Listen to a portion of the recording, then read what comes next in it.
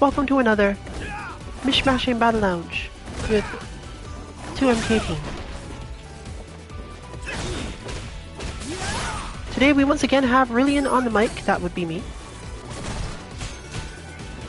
And our stronger players are, once again, playing characters that are more so meant to cause them to change their mindsets in order to get some benefits that will lead into advancement in Street Fighter 6. Because you absolutely can do that. If you have enough fundamental skills and someone who can help you basically understand how to think about them, you can absolutely get those two things to happen simply by applying whatever you need. The underlying game mechanics are unlikely to be easy to learn because those have to be practiced out over a lot of time, but you can easily work on mindset changes, which is part of what we're doing today. So, we have our normally Bison player playing Rose in order to get at least some, let's call it JP experience. Can't after all play a Lost Warrior in Street Fighter 5. And similarly, or rather our hopeful Bushin Master of the future is working on things by interacting as the Bushin Master from the past. Zeku wins.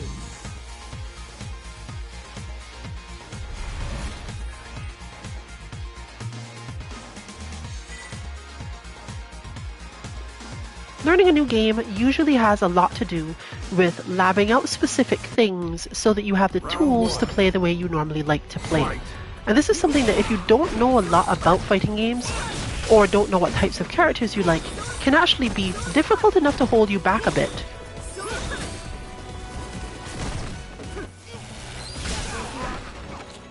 Knowing exactly which thing to use to get your advantages and to get the fighting style you want can take a while to pick up.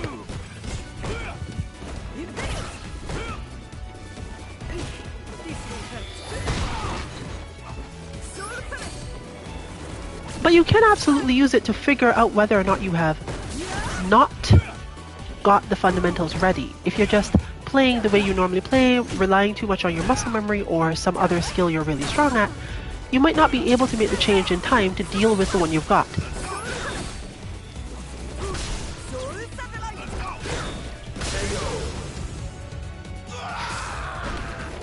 This is particularly true when you, like our Bison slash Mika player, are planning to go to a character who has a lot of space control and not necessarily outright zoning, but a lot of thoughts in the same direction. There are of course different types of zoners just as there are different types of rushdown, and this also causes the same sorts of interactions. Rose in particular is a character who tends to protect herself very well and reduce interactions down to just two things that she can control both sides of, which is great because that does a really good job of representing her as a character.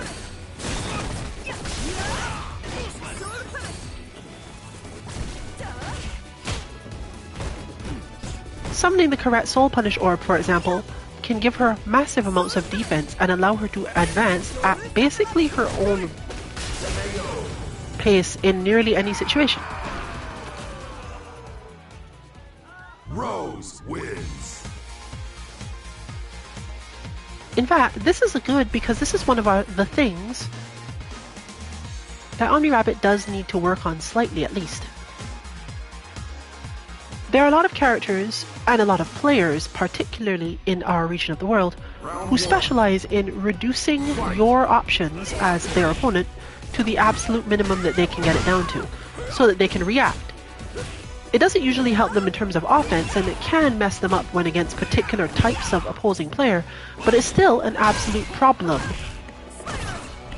if you don't have a lot of creativity in your own offense, or in some cases, not so much creativity, but the willingness to take specific types of weird risks without doing too much effort. Like just realizing I could just walk forward, it'll be okay.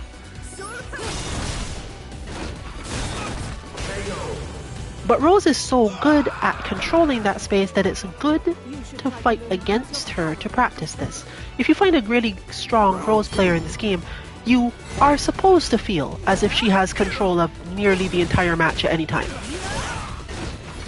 And if their spacing is good enough, the only way you're going to land any damage raw is if the player completely misjudged as where she puts the punish orb and which things she goes for are often directly related to this. Fortunately, one of the things she does have issues with is managing to get her defenses up in neutral before you can notice it.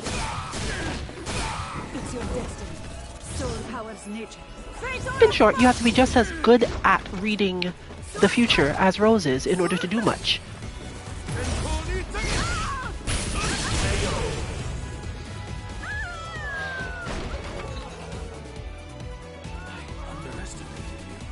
If you play defensively on your own end, it's relatively easy to just lame her out in a lot of situations. She's not the greatest of offensive characters and instead often works on conversions. Relatively strong ones, so that's good, but she's also good at taking up your mental space.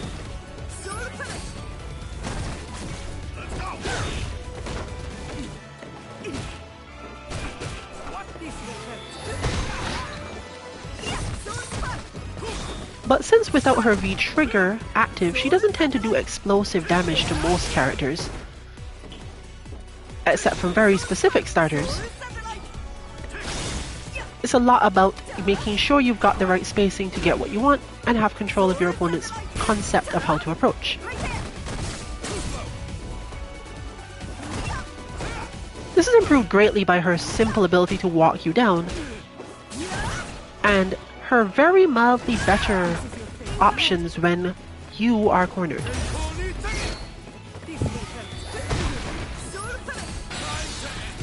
It's going to be a block. It is.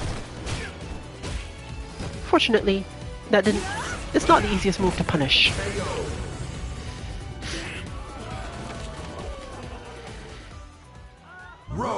If there's anything to be said about what Omni Rabbit could probably have improved there, would have been simply don't play as old Zeku for so long.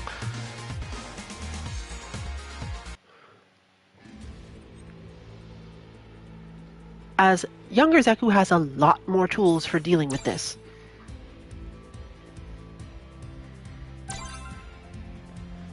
That's an interesting name. And we are already quite full, as you can see. People normally do drift out pretty fast. After all, a lounge of 8 people, you're usually there to either learn something, or you think you're just going to body everyone. And if you think you are going to body everyone and you're wrong, some people do end up leaving pretty quickly. But some stick around just to see what's going on with the rest of the matchups, and in this case, it might be worth doing that because we don't have to worry about the lack of good connections. I think today we'll be okay. You will not be seeing any play from this side, probably. Hansuki Dynasty is in fact busy at the moment, and I just happen to be doing this in case she comes back. And it's a little bit easier to stream from this station. Rose versus Lara is actually quite harder because Lara has that ability. She tends to break through a lot more things that Rose does with both her armor and her ability to put clap things up. Rose gets much stronger in this matchup if she tends to be somewhat reactive using her basically. Medium air version of that, or in some cases light because you're too close together. But she's not really trying to do damage with this. She's just trying to advance. Because you don't want to let Lara push you back too far. Fortunately, once you do have a setup, once you do have Lara in these positions, and you can manage to, for example, V-reversal her off, it's not so hard. And this is not a character that's going to let you use your V-meter for much else.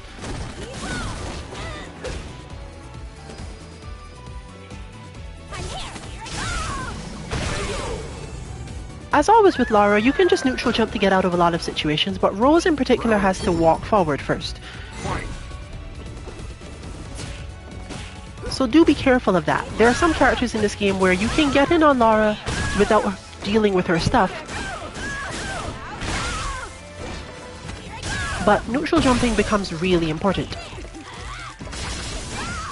as she is a momentum character and she does a lot of damage.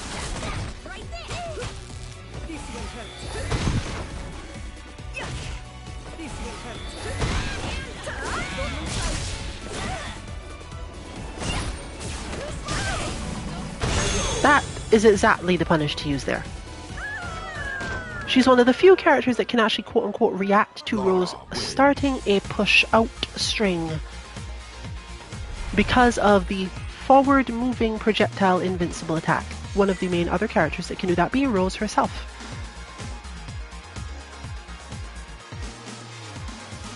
There's nothing being particularly done wrong here on either side. Lara is supposed to beat Rose like this. Get in her face and pressure her as hard as you can. And Rose is usually looking for the moment to V-reversal her off correctly, and then usually throw out her V skill.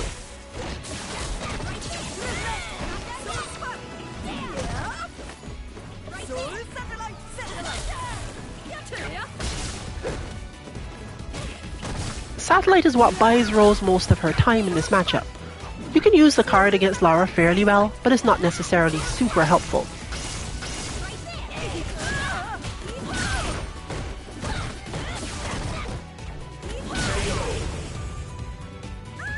The problem with this type of Lara aggression is that if you have fairly heavy punishes for her overhead, you'll tend to overwhelm her eventually. But there's really not necessarily a better way to do this. If you expect to be put in that situation, you just deal with it by optimizing your punishes as best you can.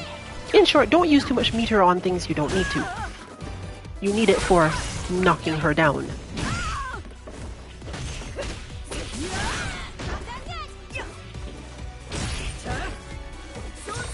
But here we have corner guard, and only there barely did it fall short.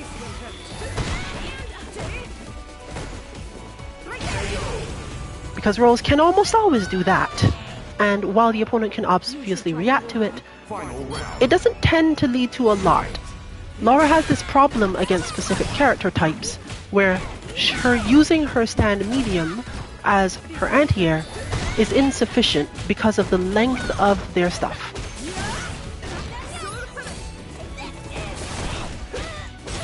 That was ready as you're gonna get.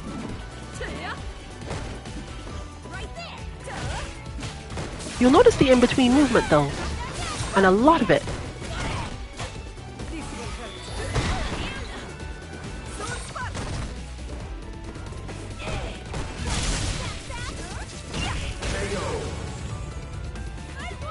Because Lara is only really able to apply that form of heavy pressure on Rose by basically never pausing, you're still having the same sort of play that Rose tends to have. Everything really is coming down to basically a coin flip. You are almost always only needing to do one thing or another thing. And your opponent is usually reduced to two options of their own.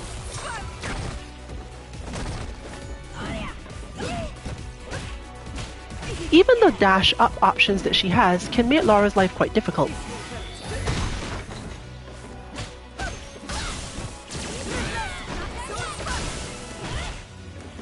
Perfectly done, given that Lara basically didn't have enough yet to go with it.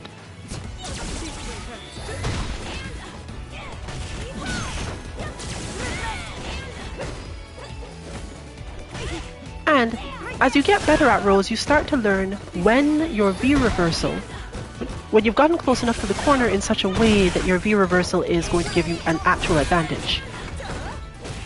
Ooh, I think that was probably a drop.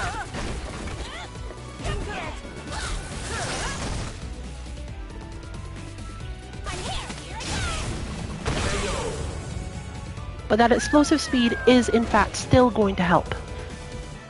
And again, nothing really to be done there. Almost all of Rose's options take too long to start up. to offer any real defense in that situation. That's part of the character's design. You have to be able to make the read, or at least to manage to hold your control so well that you never have to make the read.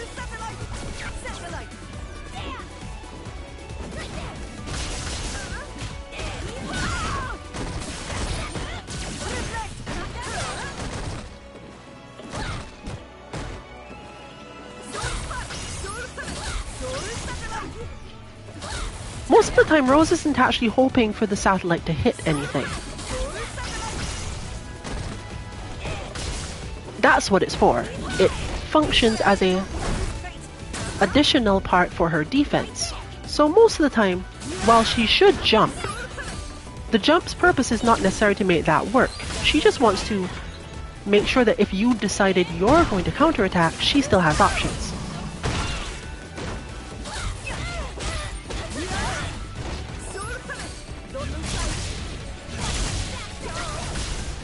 Oof.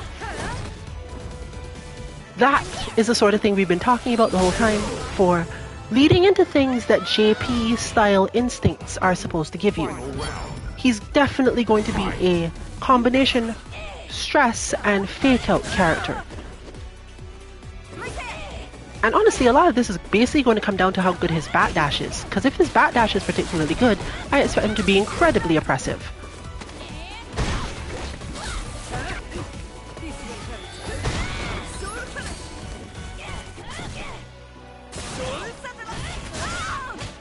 But there's the weakness we were discussing before. It's very minor, but it still really matters. If your opponent notices that you're going to do something, there's usually no time for Rose to put up an actual defense against it. Her footsies are good, but even her footsie buttons are slightly slower than a lot of other characters.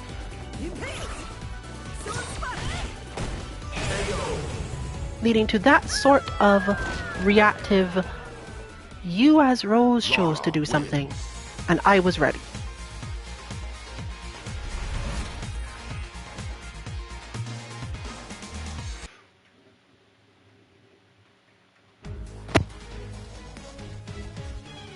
It's go time.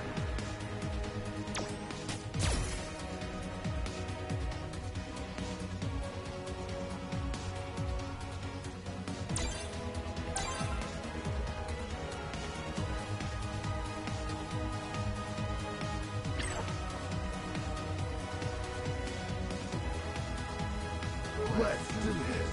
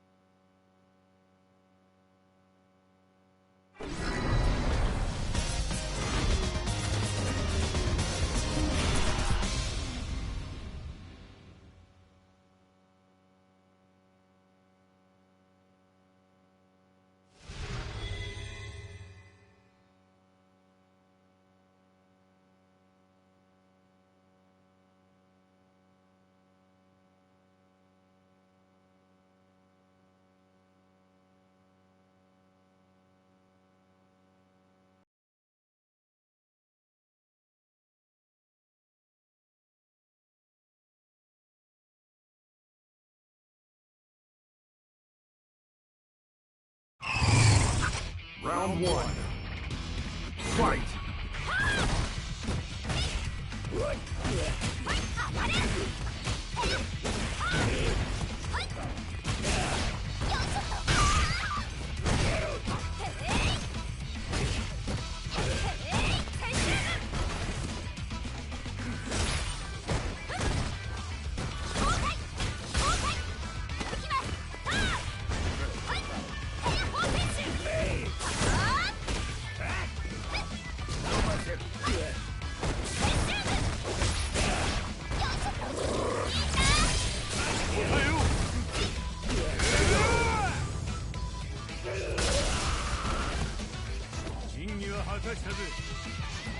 Round two.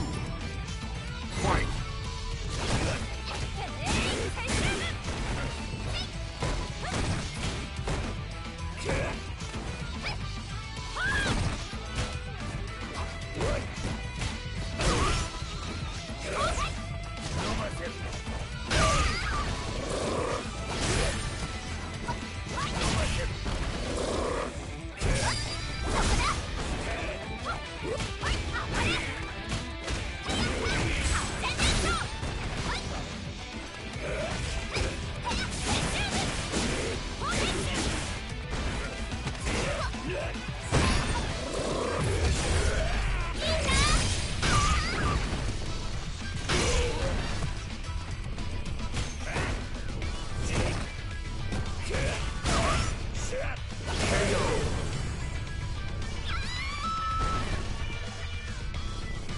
Final round.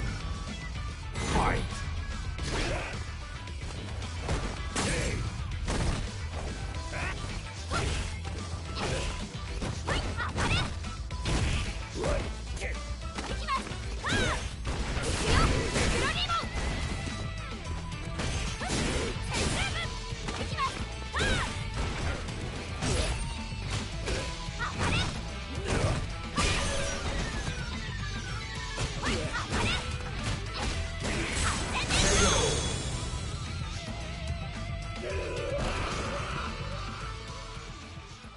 Akira wins.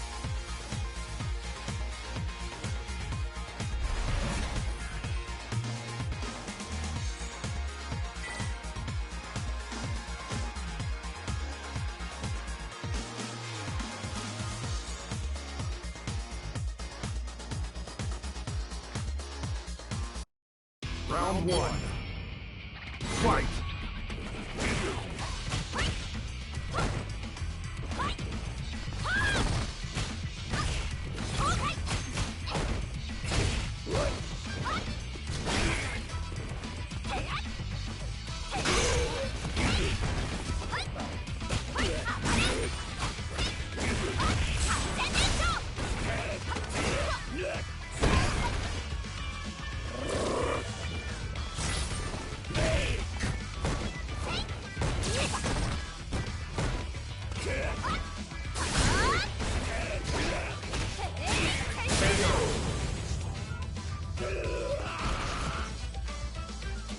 Round two. Fight!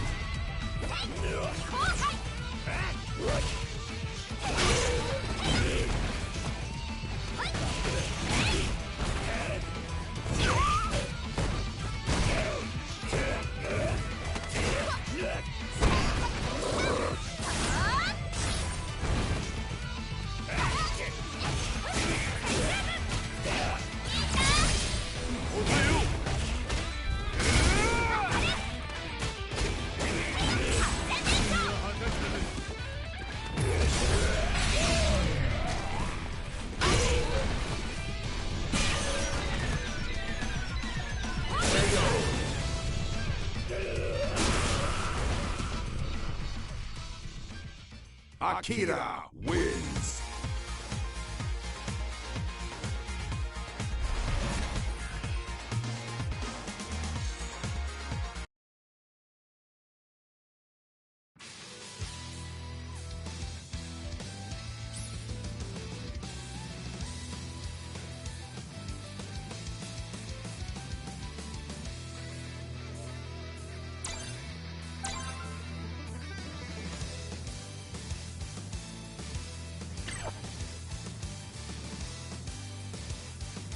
Let's do this.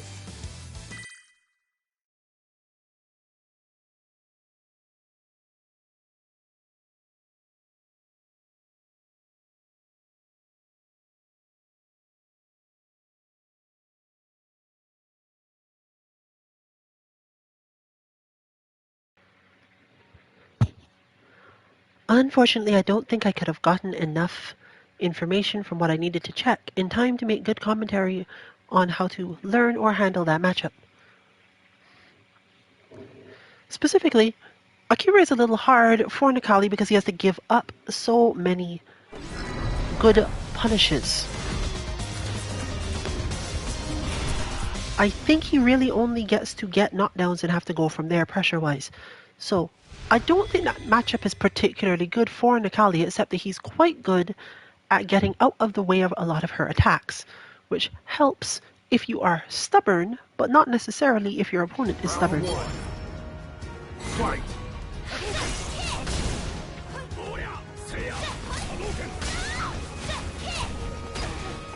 This, on the other hand, is obviously a little more straightforward to understand.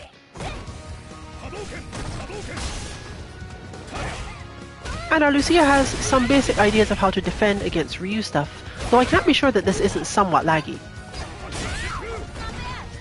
No, it doesn't look like it's terribly laggy.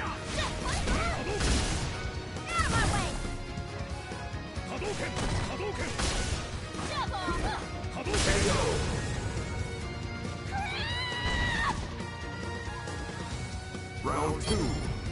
Approaching Ryu as a character is not something she's terribly good at.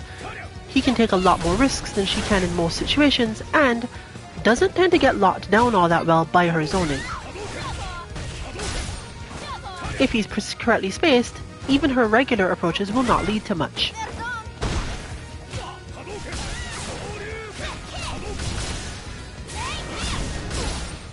That, on the other hand, is a strong option in a lot of cases.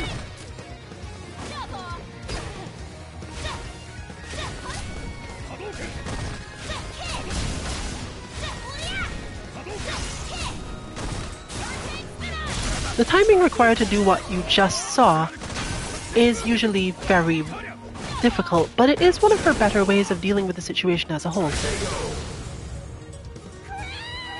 If you have a character whose projectile involves two actions, or where the projectile release is separate from the projectile startup, like Colleen, you can in fact benefit from facing Ryu players and using only the first hit to actually stop the Hadouken. Round one. Fight. But this is normally done from far away and doesn't tend to lead to too much because he's still usually more damaging and more effective.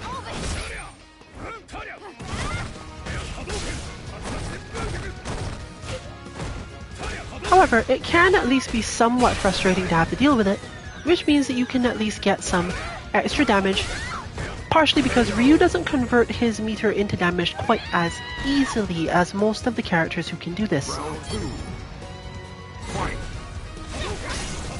He also gets a lot less benefit from the knockdowns that he achieves by doing so.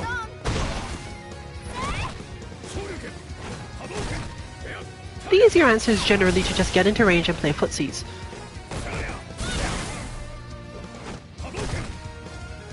Because while he will often win out in the basic form of footsies, the more complex ones, due to him being a very basic character when it comes to specific moves, and other people tending to be more complex or trickier, at least somewhat helps there.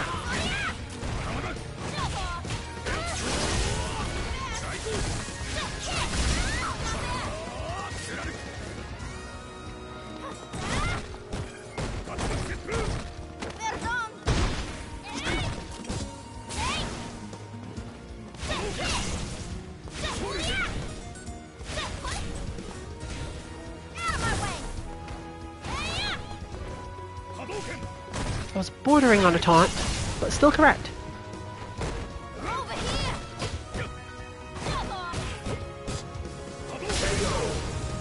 I was so expecting that to combo. I wonder why it didn't. Ryu wins.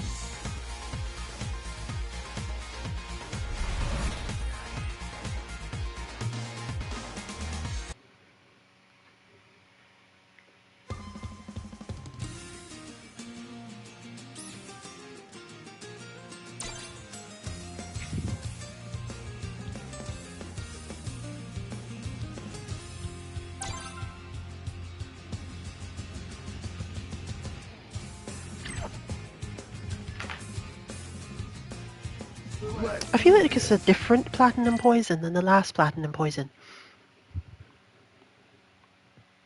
But you know what? That last player that we saw, the last Platinum Poison that joined one of our launches, had a really distinctive movement and fighting style. So distinctive, in fact, that I think that even if they had put quite a lot of effort into changing it, I'd still probably notice the signs of it. Therefore, right now I'm going to assume that if it is the same person, I'll probably notice a little bit into the fight, assuming they picked poison in the first place.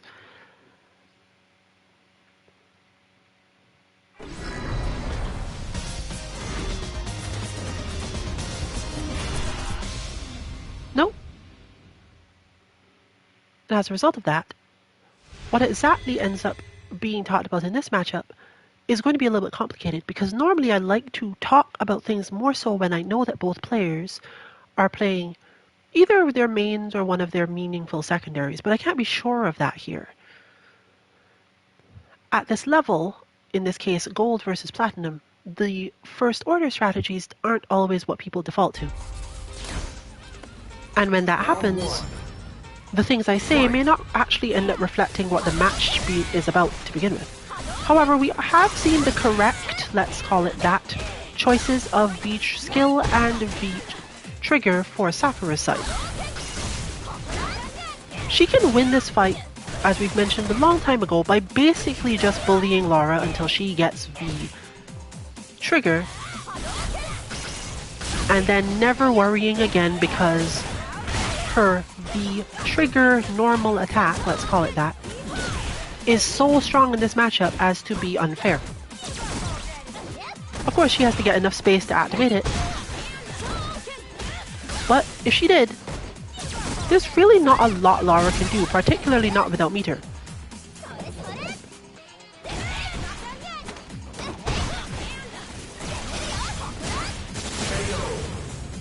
And that was just strong corner guard, because if you expect your opponent to not react, that's what you do with it.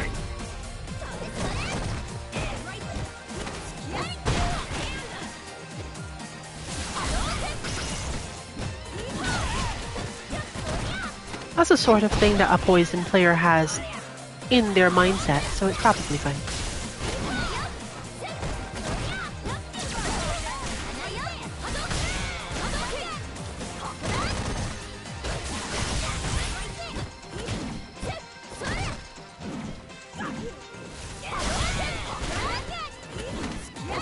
Yep.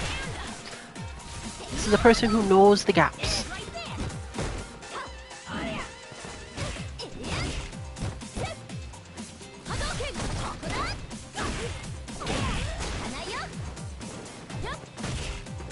But as they didn't necessarily know they would be playing Laura, that's why I end up actually commenting on them having the quote-unquote correct ones.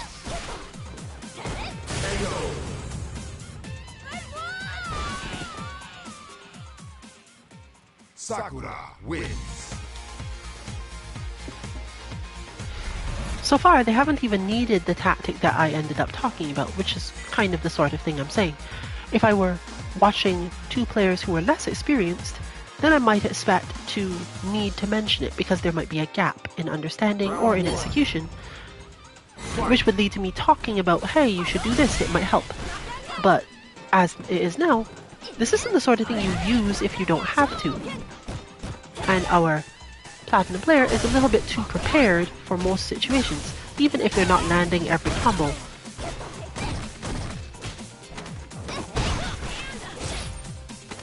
They also have the type of confidence that lets them take like one step forward and then jab. Sakura is a very strong karate style character. Light kicks, light punches, control based on understanding gaps and spacing, as you see there. This character is not really the type that Laura is weak to, per se, but when she doesn't have meter, particularly when she isn't using sway, it's a little bit harder to make sure that she'll get everything through. No raw activation? I guess raw guts instead. Round 2. Fight.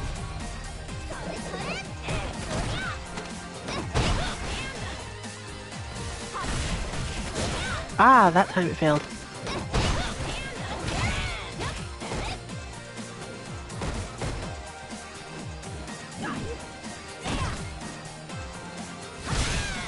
I'm not sure if that fake out was meant to test if they were going to be ready with the jump. And here, or just not at all.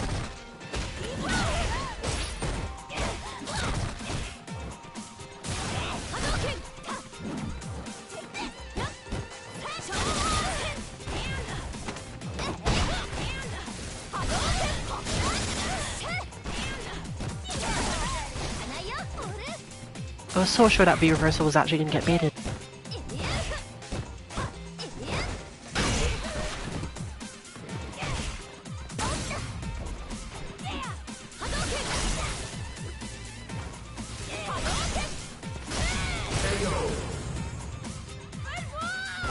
There we go.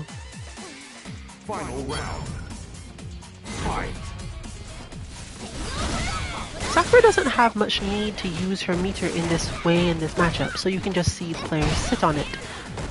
After all, the only time you'd really care is if you thought you needed to do it for a confirm, or you really felt, hey, I should absolutely do EX uppercut here to get out of this situation.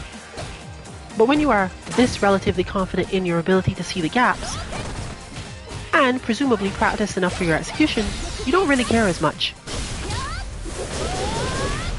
And you can afford to save it for things like this.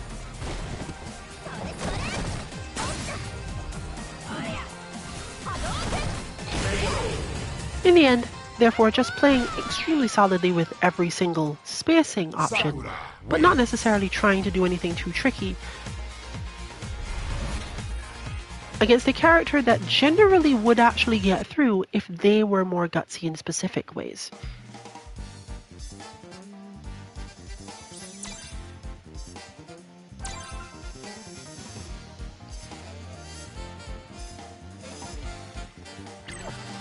But even with all that, I feel I could say with some certainty that this is not the same Poison player.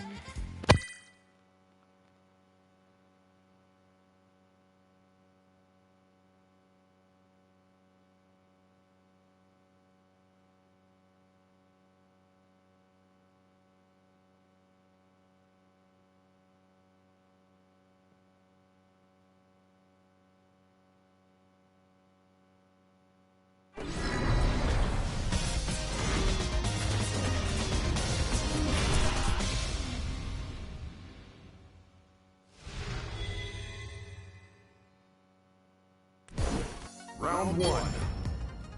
Fight. Juri actually has a lot of issues in this matchup in the same way.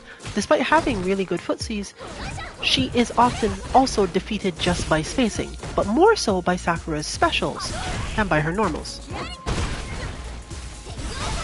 And you can even see it in that playout, the defensive style of mis-spacing people. Because people tend to expect, for a long time, particularly before they've been in Platinum for a while, they'll expect that you have maybe one, maybe two good reactions. And they won't necessarily be thinking about the fact that you have a reaction set up for that scenario that they have created. Such as being heavy kicked out of the air on your own jumping.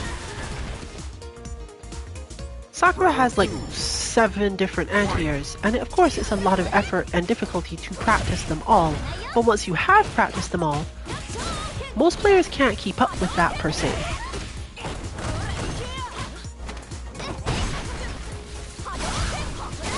When you're facing this style of player, often what you need is to learn to stop your own offense by backdashing out of it, as that's one of the few things that Sakura really isn't particularly good at dealing with or stopping. This won't necessarily get you any strong advantages anywhere, but, I mean, not getting caught up in her flow is probably just as effective.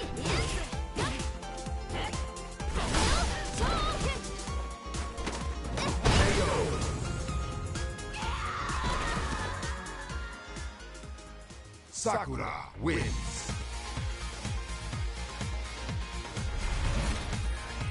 Another thing we see this jury suffering from a little bit, maybe, is the tendency of players of a specific type and, I guess, skill level, but you can't necessarily assume it, Round one. to not make attacks with the intention of those attacks not hitting. If you spend your time in fighting games making attacks that will hit, will not be blocked, you're just trying to make sure you land everything, you're probably doing yourself a mild disservice, because one of the first things that strong opponents learn is how to defeat players that only do that. You've lessened your own options enough that they're not worried. They feel as if they have a fairly good understanding of what's about to happen. And just because of raw experience, particularly by fighting players of that level, they'll often have good options regardless.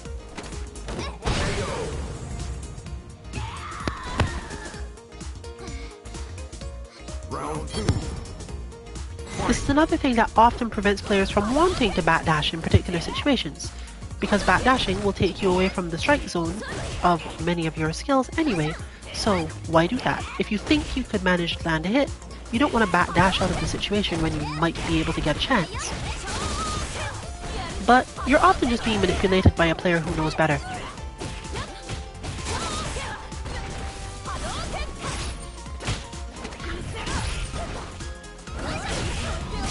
There we go.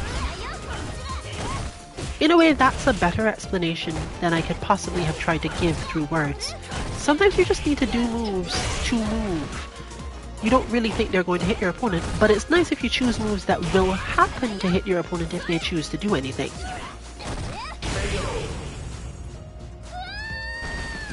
One of the things that Juri has as a good strong option here is to just light pinwheel for no reason sometimes. Instead of walking, just light pinwheel because it will move you just as far in about the same amount of time, but also has great hitboxes. And if your opponent was not really ready to punish you for it, again, because you didn't even intend for it to hit, you were never close enough for it to come up that way. If they try to get in on you, they're often out of position.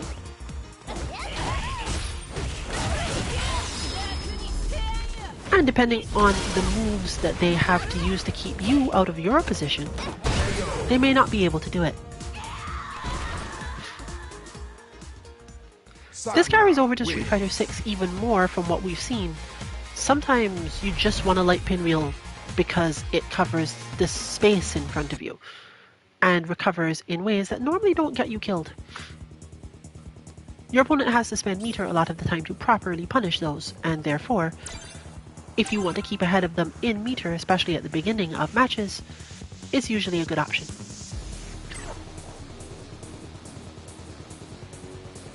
Let's do this. Well, we now have one spot again.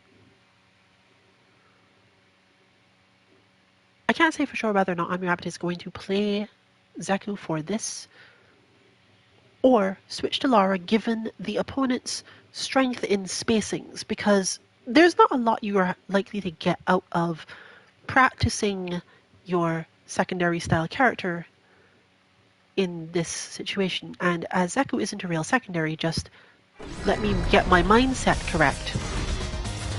Playing against an opponent with incredibly good spacing is not usually the way you're going to make a lot of benefit there, but there are two things that could be gained. The first is to learn to use Zeku's aerial stuff a little better, and the second is just to figure out what stance to have if you're in young Zeku mode. And from the looks of that, AmiRabbit has chosen air stuff. And you see it demonstrated there. It's not really, I'm trying to hit with this flip.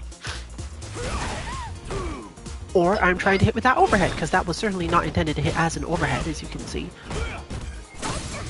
Your goal isn't necessarily to make sure that your opponent knows you're ready to kill them. You just want to do things and change the situation so that even if they do punish you, it's not the best punish they've got. It's putting them on edge to even try it, stressing them out at least a bit.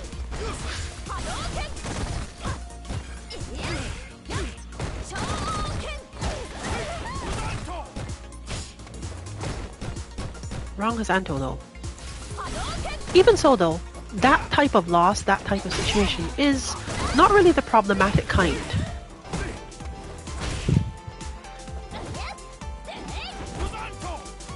Yep, there's another verse. That even was more so, I want to move, and if you're spaced incorrectly, technically you're supposed to advance into that slide and then block it. If you chose not to advance and the slide was therefore perfect, the chance that you have the correct response is a little low. So technically, he went even further and switched halfway through the match.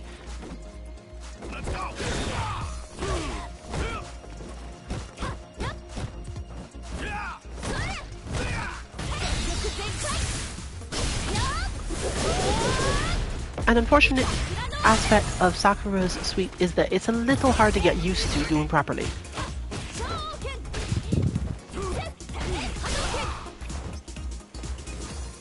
Same problem that Ken has, honestly. That's an auto switch to young Zaku, but opponent is ready and defensive, meaning this is going to become a corner guard situation. Young Zaku's corner guard is actually pretty good, but not great.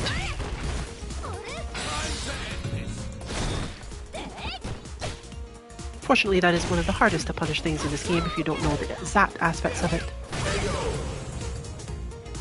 And therefore, Army Rabbit's doing okay. Basically, just, I don't know how to do Zaku stuff.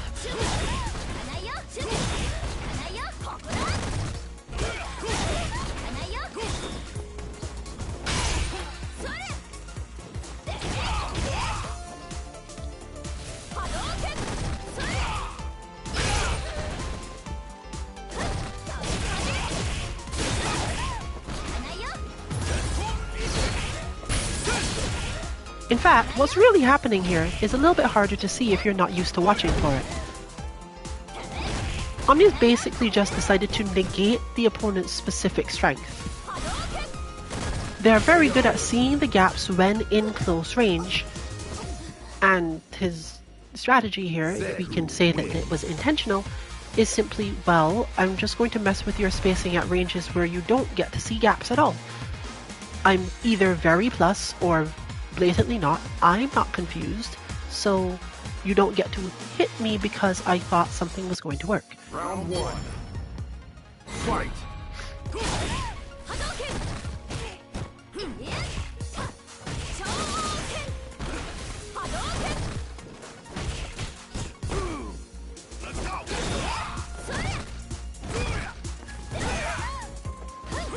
Similarly, sometimes you can just punch someone in the face and that will be the solution to your problem.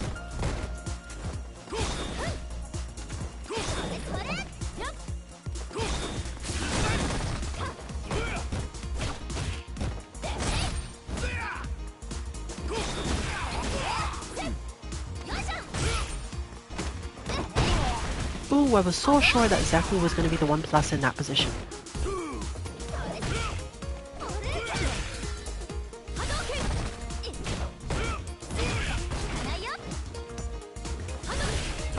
But the opponent is adapting incredibly well because they've just decided, okay, I'll just use my longer normals in exactly the same way and see what you do.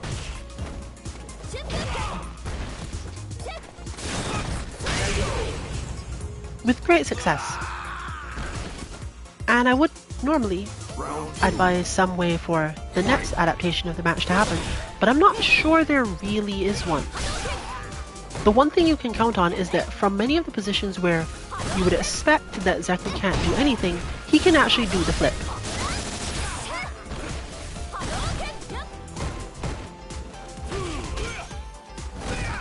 If you don't think your opponent is going to retreat from you, being able to just go for the flip then is good enough.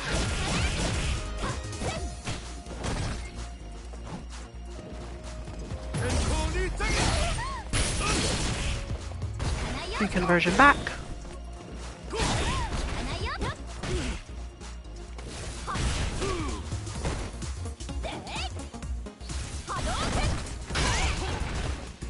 Not used to that one.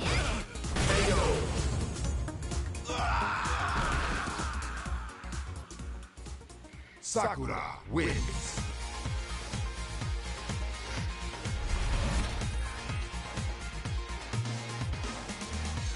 Therefore turning out somewhat even.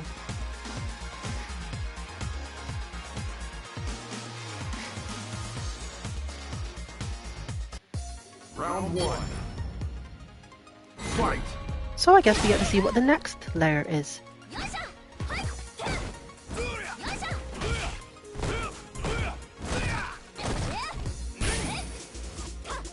There we go. It was going to be either that, transforming when the opponent's spacing is slightly off, or mastering the Bushin flip spacing. But it's not really the time to be trying to master that. And technically, you can learn more about how to play characters like Kimberly if you learn to take gaps that aren't necessarily for those positions to get advantages. In her case, for example, spray can shuriken. And in Zeku's case, I'm transforming now because for whatever reason the situation of the match has changed such that I feel it's better for me.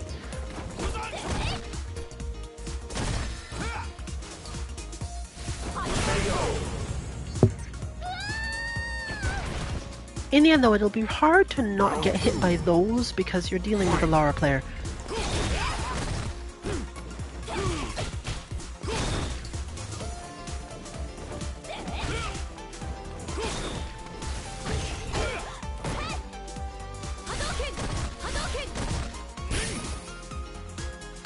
Yep, another point of here's my gap, I'm transforming. Because that's the easier answer than dealing with anything else.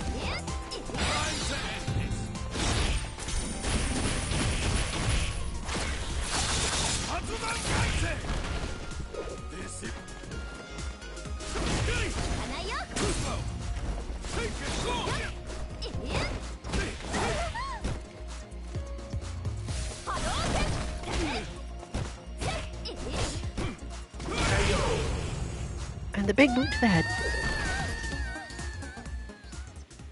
Zeku wins.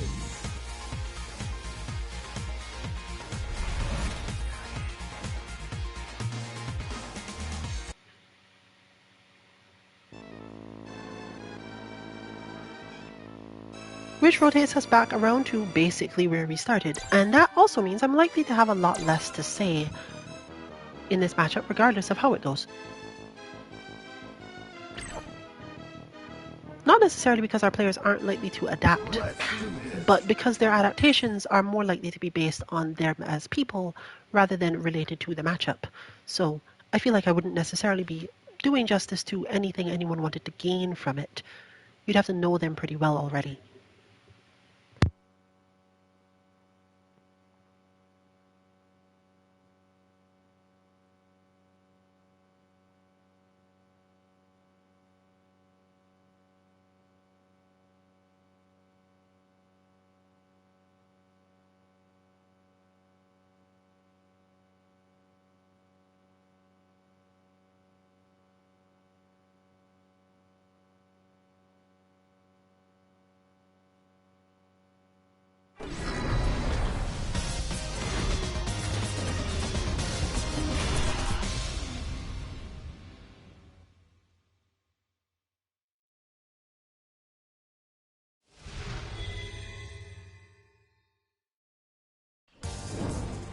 Let's party!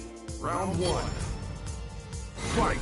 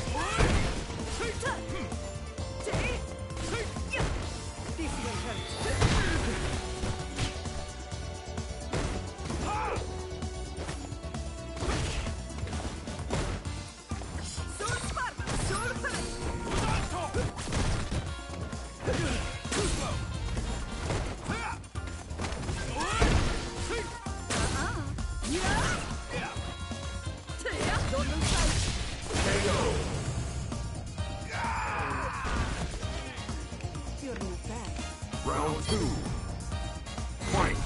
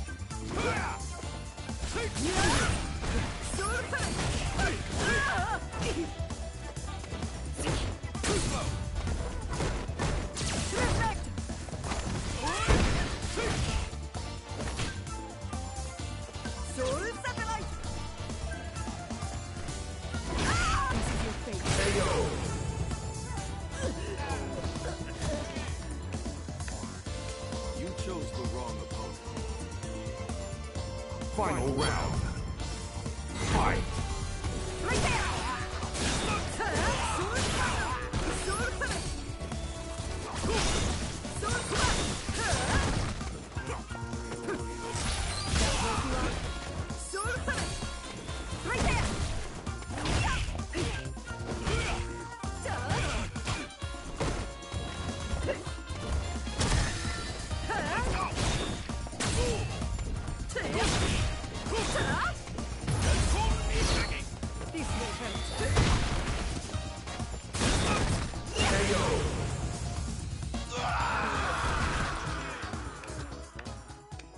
Rose wins.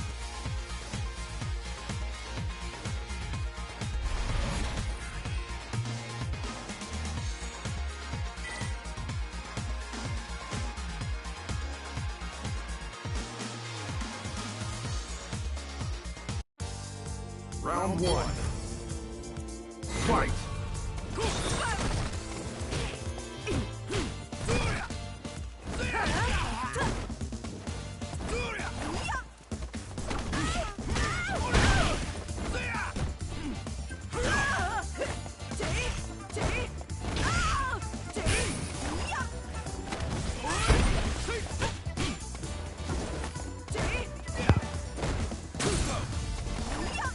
Well, from the sound of it, Kazuka Dynasty is in fact going to get at least one on-stream match tonight before we close up.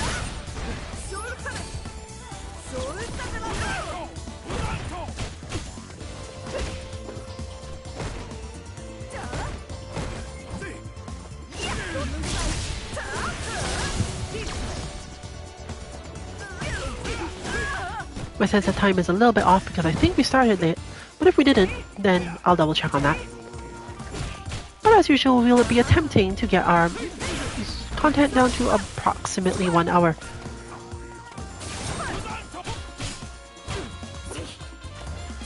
So you can expect the stream to close up relatively silently, i.e. no outro after that.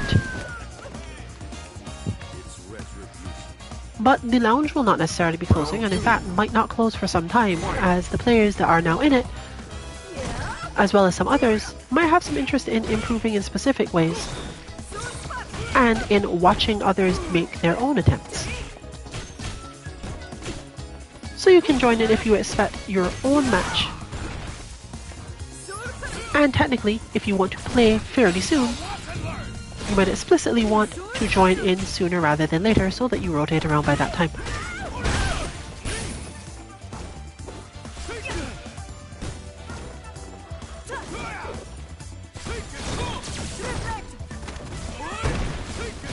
We're looking forward to all of the development we are going to be doing for our various bots when Street Fighter 6 does come around. I've been assured by the team that despite my own overlooking of it, not only do we get 8 recording slots, I really don't think I'm going to use all 8, but we also get them per character, which is not what most games give us. Zeku wins. You can find all of our bots at our website 2-mk.org, and after watching some team members and working with them relative to our earlier bots such as Ryu, Ken, and similar, we've concluded that, for the most part, you can get at least a little bit started even before we actually release anything, simply by using mostly the same or very slightly modified inputs from Street Fighter V bots to get Street Fighter 6 bots. You can look out for this around that time for a specific reason actually. It's likely that if things such as Ken and Ryubot work, rather than put a lot of effort into outright making new things, I'm just going to start from the bases that work, make one change or so if we need to change the way a mechanic works because it doesn't have anything to do with Street Fighter 6, and then add in whatever is needed to approximate Street Fighter 6 stuff in the next few inputs.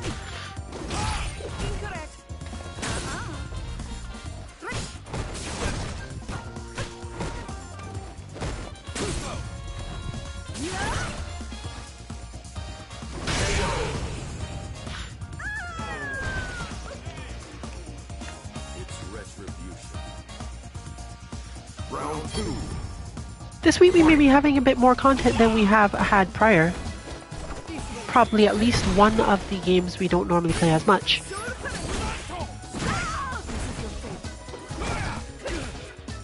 But I can't necessarily say which one. Under Night definitely hasn't been getting much love lately. But we've fallen into a bit of a rhythm of Wednesday just being the day we do something else, so I wouldn't necessarily expect it. So I'd say go with 35 chance of Melty, and that's being about it. However, we have been missing our Feeling Thursday battle lounges, which I don't think we're going to miss this time around. So you can expect some King of Fighters on Thursday.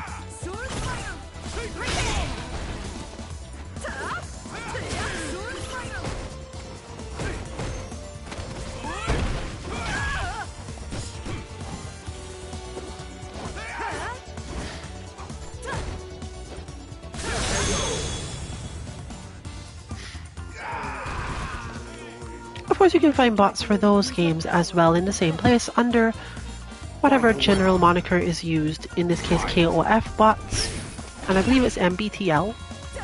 But of course, the website is a website and you can just navigate as you need to. It will help you review all of them and figure out which one you need for whatever you're working on. Unfortunately, as mentioned, most other games don't offer quite such a comprehensive experience of use of bots as this one does, so you'll end up being a little bit stressed out about it if you're not used to the idea of having to re-enter the data over again. Still, for just the first chance of getting started, it might be interesting.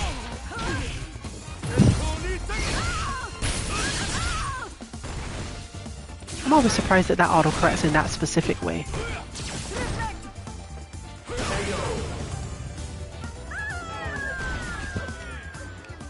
And therefore, we go into our silent, last on-stream match of the night. Join us next week for more Mish-Mashing in Street Fighter V. This has been Rillian for Team 2MK. Good luck with your training and good night, everyone. It's go time.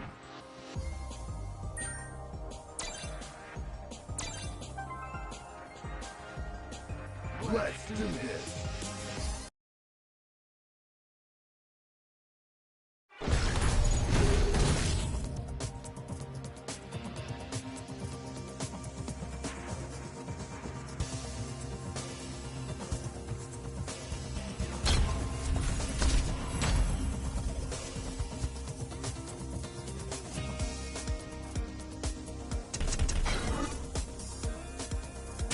Allow me a moment to entertain you.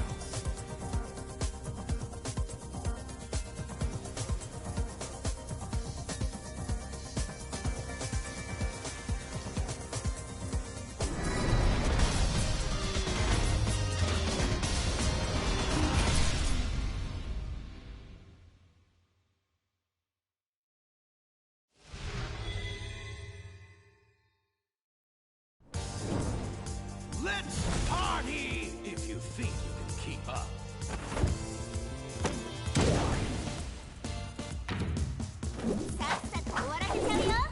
Round 1. Fight.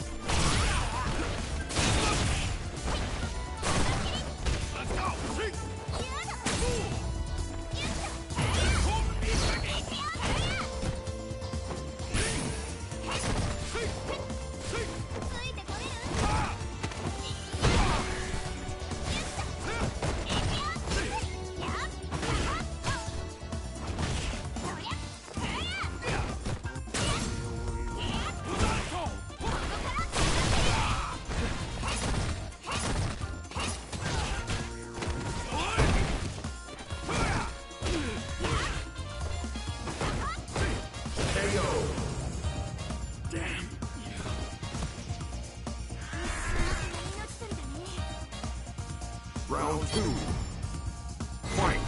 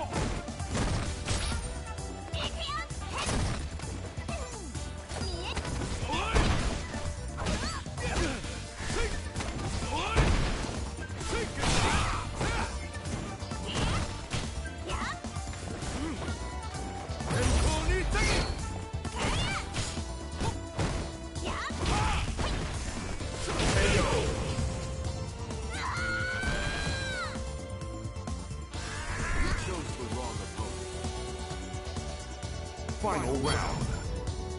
Fight!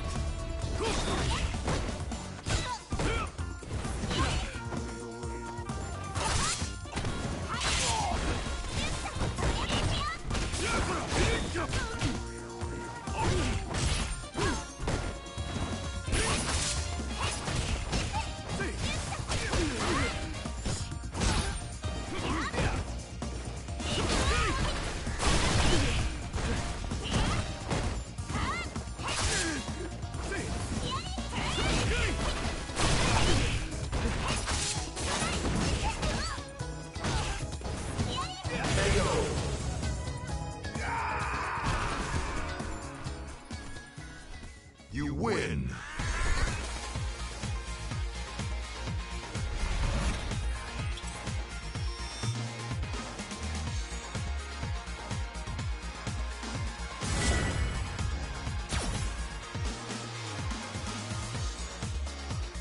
Round 1. Fight!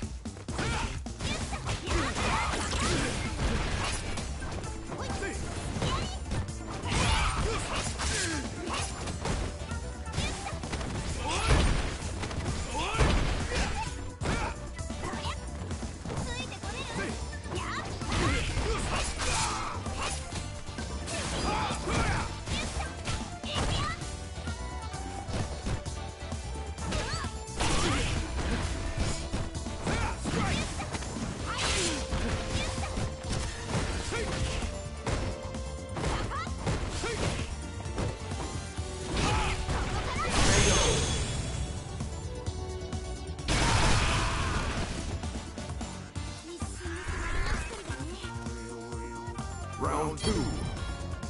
Fight!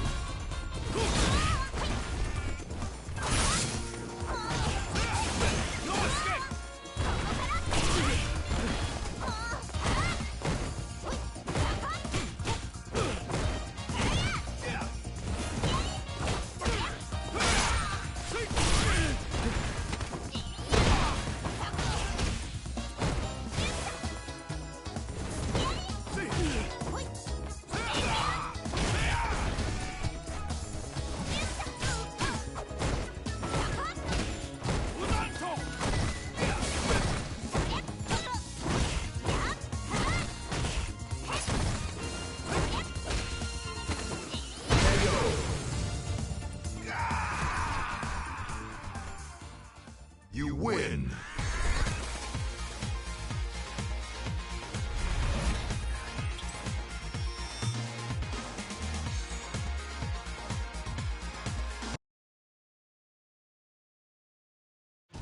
It's go time!